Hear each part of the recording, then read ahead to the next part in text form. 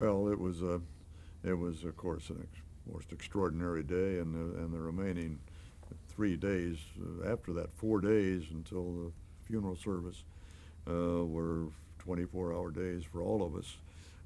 Very terribly sad, obviously, terribly emotional experience.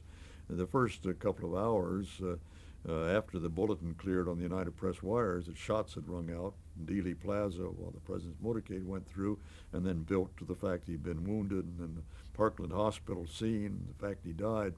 The first 10 minutes or so, we were on radio, on audio only, because we learned then for the first time we had to have a camera hot and ready to go at all times in our newsroom.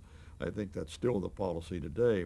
But then we didn't have, and it takes a while to warm up a iconoscopic lens and a camera and the tubes, and we couldn't get on the air for about on television for about 10 minutes.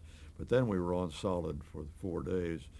When the assassination came, and I've seen this thing repeated far too often nowadays, there was a moment when I had to announce that he was dead that I almost broke down and almost had a little trouble. I did have some trouble getting the words out.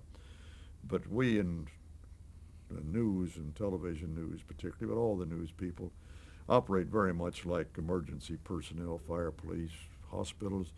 Our adrenaline flows faster. We've got a job to do. We're doing the job, and we're concentrating on that rather than the emotional impact. We find out now that there's a psychological trauma that people who have to do that sort of job go through. And I think we go through it in news too. And not until you have to hit that punchline that he's dead does it come to you the full emotional meaning of this thing. And that's what hit me at the time.